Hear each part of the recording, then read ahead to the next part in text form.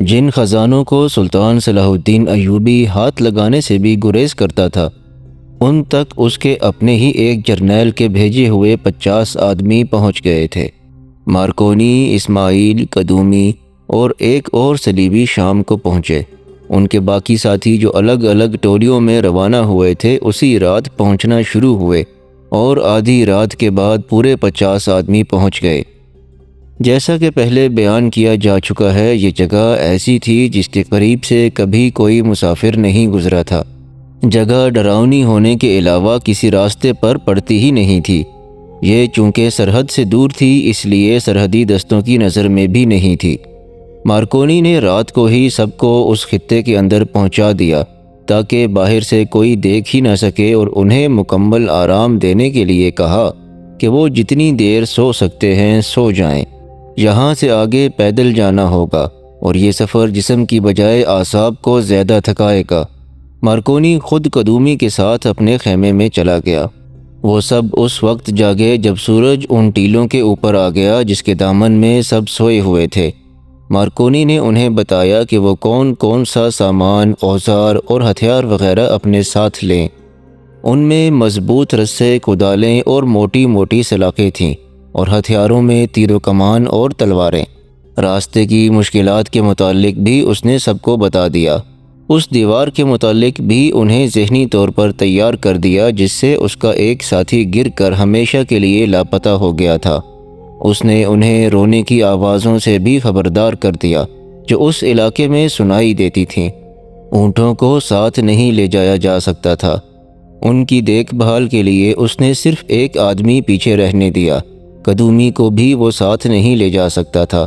اسے توقع تھی کہ کہیں کوئی راستہ اندر جانے کے لیے مل ہی جائے گا اور وہ قدومی کو اس راستے سے لے جائے گا۔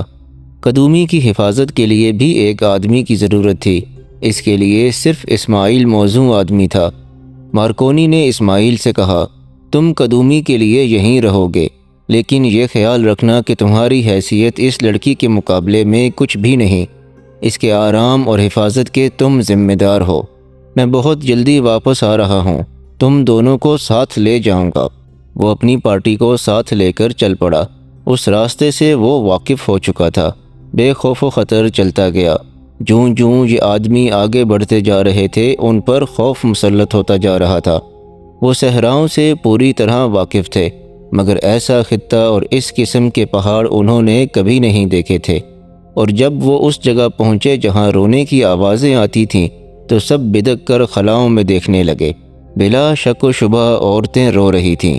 ان آدمیوں میں 2-3 ایسے بھی تھے جنہوں نے اس علاقے کے متعلق وہ تمام ڈراؤنی کہانیاں سن رکھی تھیں جو بہت مدت سے مشہور تھیں۔ انہوں نے اپنے صلیبی ساتھیوں کو بھی یہ کہانیاں سنا کر ڈرا دیا تھا۔ وہ سب ڈر کی گرفت میں پہلے ہی تھے، لیکن انہیں جو انعام بتایا گیا تھا اس میں اتنی طاقت تھی جو ان کے خوف کو دبا رہی تھی۔ اس کے علاوہ وہ صلیب کے تنخواہ دار ملازم بھی تھے اور مارکونی ان کا افسر تھا۔ وہ انعام اور حکم کی پابندی کے تحت چلے جا رہے تھے۔ رونے کی آوازوں پر وہ بدکے تو مارکونی نے انہیں بتایا کہ یہ عورتیں یا عورتوں کی بدروہیں نہیں، یہ ہوا کی آوازیں ہیں، مگر وہ ڈرتے رہے اور ایک دوسرے کو دیکھ دیکھ کر آگے ہی آگے بڑھتے گئے۔ اس وقت سورج غروب ہو رہا تھا جب وہ اس وسیع اور بے انتہا گہرے نشیب تک پہنچے جو انہیں قدرتی دیوار پر چل کر پار کرنا تھا۔ مارکونی کو وہاں کچھ مشکل پیش آئی۔ دیوار پر پاؤں رکھنے سے سب گھبراتے تھے۔ مارکونی آگے آگے چلا۔ وہ ایک بار اس خطرے سے گزر چکا تھا۔ اس کے پیچھے دوسرے آدمی نے دیوار پر قدم رکھا اور پھر باقی بھی چل پڑے۔ سورج اس جہنم میں ہی روپوش ہو گیا تھا۔ اس سے فائدہ یہ ہوا کہ کھائی کی گہرائی نظر نہیں آتی تھی۔ مارکونی دیوار عبور کر گیا۔ اسے ایسی چیخ سنائی دی جو تہ کی طرف جا رہی تھی۔ ذرا دیر بعد ایک اور ہیبت ناک چیخ سنائی تھی۔ یہ بھی دور نیچے جا کر ایک دھیمی سی دھمک میں خاموش ہو گئی۔ ایسی 5 چیخیں سنائی دیں۔ یہ گروہ جب دیوار سے گزر کر کچھ آگے جا جمع ہوا تو اس میں 5 آدمی نہیں تھے۔ مارکونی نے انہیں بتایا کہ اس سے آگے کوئی ایسا خطرہ نہیں ہے اور وہ منزل کے قریب آ گئے ہیں۔ اس نے اس امید کا بھی اظہار کیا کہ ان کی واپسی اس راستے سے نہیں ہوگی، بلکہ سیدھا اور آسان راستہ مل جائے گا۔ رات بہت گہری ہو چکی تھی جب وہ اس جگہ پہنچے جس کے نیچے وسیع سرسبز خطہ تھا۔ مارکونی نے تمام آدمیوں کو وہاں سے تھوڑی دور چھپا دیا۔ 2 آدمی اپنے ساتھ لیے اور باقی سب سے کہا کہ ان کے پاس جو کچھ ہے وہ کھا کر سو جائیں، انہیں ضرورت کے وقت جگایا جائے گا۔ مارکونی 2 آدمیوں کو ساتھ لے کر اس جگہ کی دیکھ بھال کے لیے چلا گیا۔ نیچے موت کا سکوت تھا، کہیں ہلکی سی روشنی بھی نظر نہیں آتی تھی۔ وہ اور زیادہ قریب جانے سے ڈرتا تھا۔ اس نے حملہ صبح کے لیے ملتوی کر دیا اور اپنے آدمیوں کے پاس واپس آ گیا۔ قدومی اور اسماعیل اکیلے رہ گئے تھے۔ قدومی ان ہنگامہ خیز محفلوں کی عادی تھی جن میں شراب اور دولت پانی کی طرح بہتی تھی۔ مارکونی اسے اس ہولناک ویرانے میں لے آیا تھا اور اسے ایک آدمی کے ساتھ تنہا چھوڑ گیا تھا۔ اسماعیل اسے جانتا تھا، وہ اسماعیل سے واقف نہیں تھی۔ اسماعیل جرم و گناہ کی دنیا کا انسان تھا۔ اس کی شکل و صورت اتنی اچھی اور طبیعت اتنی شگفتہ تھی کہ قدومی نے اسے کوئی عام آدمی نہ سمجھا، لیکن اسماعیل اس کے ساتھ بات کرنے سے گریز کر رہا تھا۔ شام کے وقت اس نے قدومی کو بھنا ہوا گوشت گرم کر کے دیا اور شراب بھی اس کے آگے رکھ کر کہا کہ کھانا کھا کر سو جانا، کوئی ضرورت ہو تو خیمے سے بلا لینا۔ وہ باہر نکل گیا۔ قدومی نے کھانا کھا لیا، شراب بھی حسب عادت پی لی، لیکن تنہائی اسے پریشان کرنے لگی۔ اسے اپنے حسن اور ناز و ادا پر چونکہ فخر تھا، اس لیے اسے توقع تھی کہ اسماعیل اس کے قریب ہونے کی کوشش کرے گا۔ اس فخر میں تکبر اور غرور زیادہ تھا، مگر اسماعیل نے اس کی طرف ایسی کوئی توجہ نہ دی جس کی قدومی کو توقع تھی۔ قدومی کو نیند نہیں آ رہی تھی۔ وہ اپنے خیمے سے نکلی اور اسماعیل کے خیمے میں چلی گئی۔ وہ ابھی جاگ رہا تھا۔ قدومی کے لیے اس نے دیا جلا دیا اور پوچھا کہ وہ کیوں آئی ہے۔ قدومی نے کہا کہ اس کی طبیعت گھبرا رہی تھی۔ وہ اس کے پاس بیٹھ گئی اور پوچھا، تم شاید مسلمان ہو، تمہیں مذہب سے کیا دلچسپی ہو سکتی ہے؟ اسماعیل نے جواب دیا، تمہاری دلچسپی انسانوں کے ساتھ ہے، کسی کے مذہب کے ساتھ نہیں۔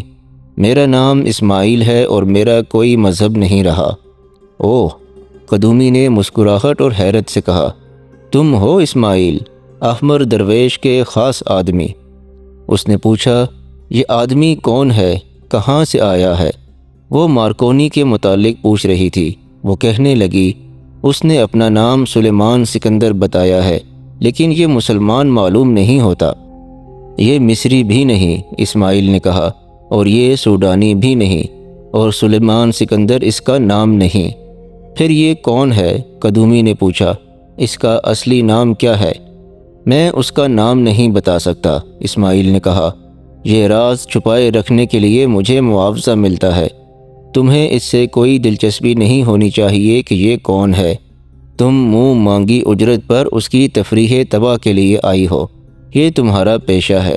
اس نے تمہیں خزانے میں سے کچھ حصہ دینے کا وعدہ دیا ہوگا۔ وہ تو میرا حق ہے، قدومی نے کہا۔ اس نے مجھے جو اجرت دی ہے وہ اس خطرناک بیابان میں ساتھ آنے کے لیے بہت ہی تھوڑی ہے۔ میں تو خزانے میں سے حصہ لینے کے وعدے پر ساتھ آئی ہوں۔ کیا تمہیں یقین ہے کہ وہ تمہیں حصہ دے گا؟ اسماعیل نے پوچھا۔ اور کیا تمہیں یقین ہے کہ اسے وہ خزانہ مل جائے گا جس کا حصہ وصول کرنے کے لیے تم آئی ہو؟ میں اتنی قیمتی لڑکی ہوں کہ لوگ مجھے خزانوں کے عوض خریدنا چاہتے ہیں، قدومی نے غرور کے لہجے میں کہا۔ یہ شخص تو میری قیمت ادا ہی نہیں کر سکتا۔ میں ایسے امیر زادوں اور شہزادوں کو اپنا غلام بنا کے رکھتی ہوں۔ کب تک؟ اسماعیل نے مسکرا کر کہا، زیادہ سے زیادہ 2 سال۔ اس کے بعد تمہاری قیمت اتنی گر جائے گی کہ تم گلیوں میں پاگلوں کی طرح دوڑتی پھرو گی۔ تمہیں پوچھے گا بھی کوئی نہیں۔ جن کے پاس خزانے ہیں انہیں ایک اور قدومی مل جائے گی، تم جیسی کئی مل جائیں گی۔ سنو قدومی، اتنا غرور نہ کرو۔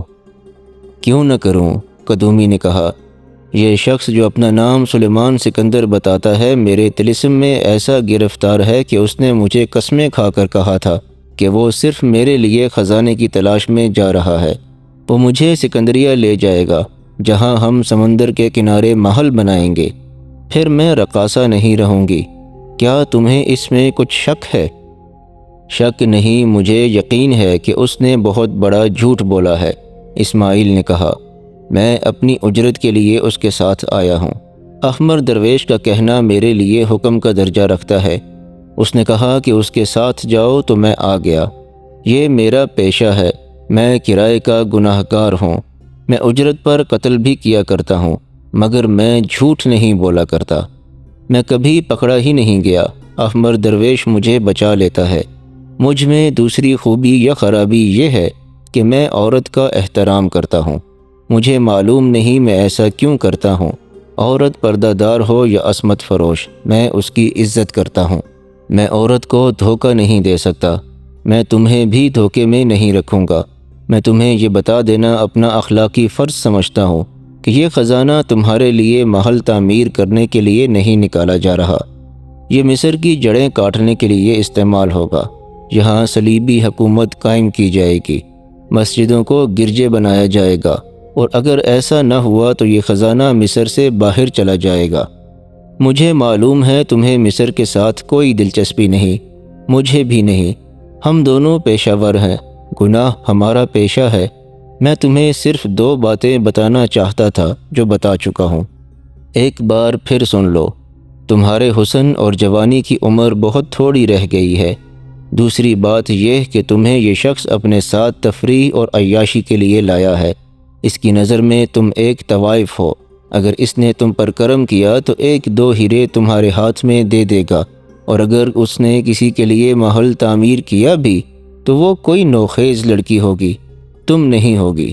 تمہارے چہرے پر مجھے بال جیسی باریک 2 لکیریں نظر آ رہی ہیں جو آج اچھی لگتی ہیں، لیکن تھوڑے ہی دنوں بعد یہ گہری ہو کر تمہاری قدر و قیمت ختم کر دیں گی۔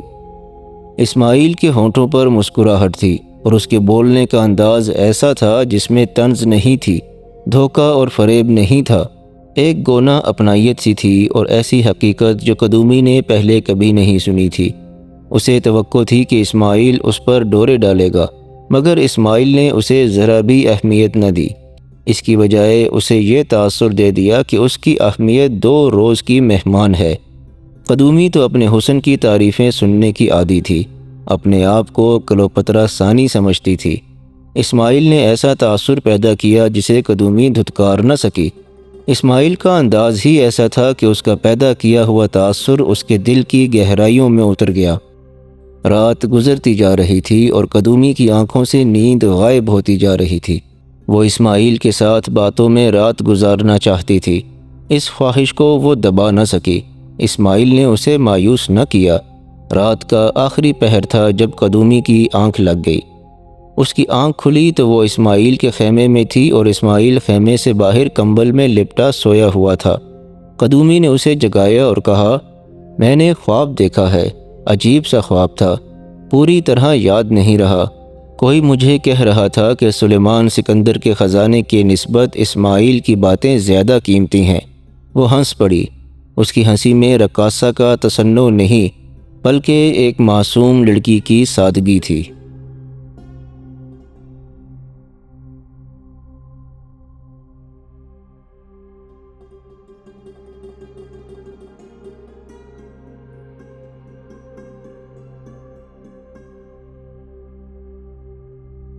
یہاں پر اس قسط کا اختتام ہوتا ہے۔